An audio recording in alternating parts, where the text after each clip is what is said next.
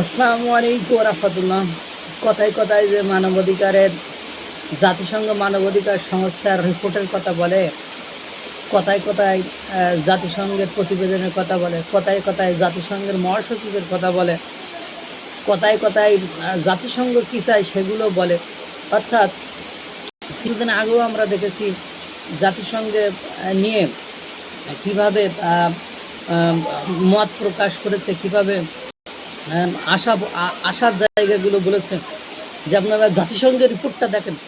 সেটা আন্তর্জাতিক অপরাধ ট্রাইব্যুনালের চিফ প্রসিকিউটর তাজুল ইসলাম বলেন, বাংলাদেশের সংস্কৃতি উপদেষ্টা মোস্তফা সরোয়ার ফারুকী বলেন, ডক্টর মোহাম্মদ ইউনুস বলেন এবং অন্যান্য আইন উপদেষ্টা আসিফ নজরুল বলেন, তারা সকলেই জুলাই গণঅভ্যুত্থানের যে হত্যাকাণ্ড ঘটেছে সেটার ক্ষেত্রে আপনার বারবার করে জাতিসংঘের রিপোর্টের কথা তারা উপস্থাপন করেছে।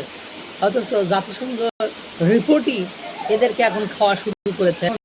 জাতিসংঘের প্রতিনিধিরাই এখন ডক্টর মোহাম্মদ ইউনুসকে একেবারে কানাক সহ ধরা শুরু করেছে।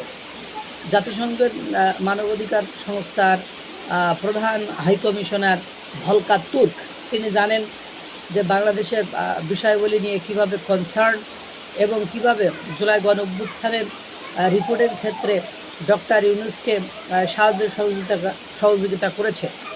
যদিও তিনি যে প্রতিবেদন বা রিপোর্ট জমা দিয়েছিল সেখানে বলেছিলেন এই প্রতিবেদন বা রিপোর্ট চূড়ান্ত নয়, এটা দেখে কোনো সিদ্ধান্ত গ্রহণ করা যাবে না।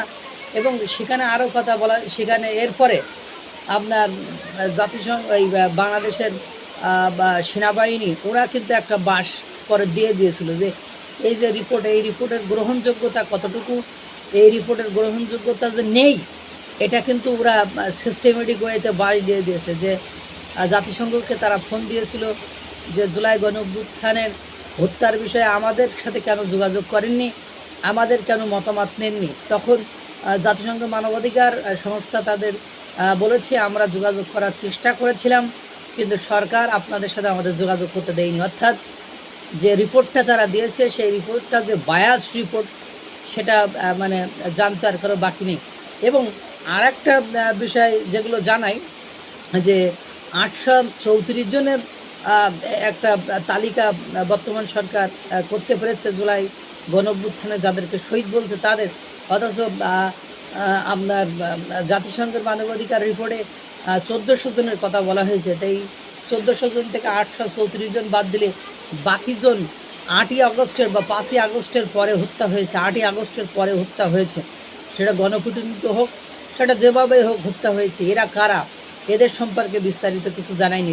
যেটা মূল প্রতিপাদ্য বা আলোচনার বিষয়, এই যে আইন করে রাজনৈতিক দলকে নিষিদ্ধ করার বিষয়ে জাতিসংঘের মানবাধিকার কমিশন ভলকার তুর্ক তিনি উদ্বেগ প্রকাশ করেছেন যে এটা করে দেশের একটা দেশের বাক স্বাধীনতা, সমবেত হওয়ার স্বাধীনতা, মত প্রকাশের স্বাধীনতাকে, চলাফেরার স্বাধীনতাকে খর্ব করেছে। এজন্য আমি উদ্বেগ প্রকাশ করছি। এবং এখানে বার্ষিক যে রিপোর্ট প্রকাশ করছিল জাতিসংঘ মানবাধিকার কমিশনের হাই কমিশন ভলকার তুর্ক, সেখানে ঠিক এই কথাটাই বলেছে। অর্থাৎ ডক্টর মোহাম্মদ ইউনুস এর বিরুদ্ধে যে ইতিমধ্যে আপনারা জানেন ডাউটি স্ট্রিট চেম্বার্স বিশ্বের মধ্যে সবচেয়ে নামকরা আন্তর্জাতিক আইন সংস্থা, তারা 4টি সুনির্দিষ্ট বিষয়ে আপনার ডক্টর ইউনুসের বিরুদ্ধে মানবতার বিরুদ্ধে অপরাধের জন্য আন্তর্জাতিক অপরাধ আদালত অর্থাৎ ICCতে ইন্টারন্যাশনাল ক্রিমিনাল কোর্টে মামলা করার প্রস্তুতি নিচ্ছে।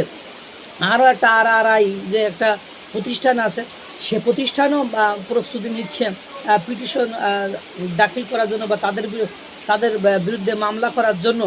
এর মধ্যে জাতিসংঘ মানবাধিকারের হাইকমিশন ভলকার তুর্ক সেই একই কথা বলেছে যে কিভাবে মত প্রকাশের স্বাধীনতা আইন করে রাজনৈতিক দল নিষিদ্ধ করে কিভাবে মানবাধিকার লঙ্ঘন করা হচ্ছে। এবং সেখানেও ভলকার তুর্ক আপনার শঙ্কা প্রকাশ করেছে।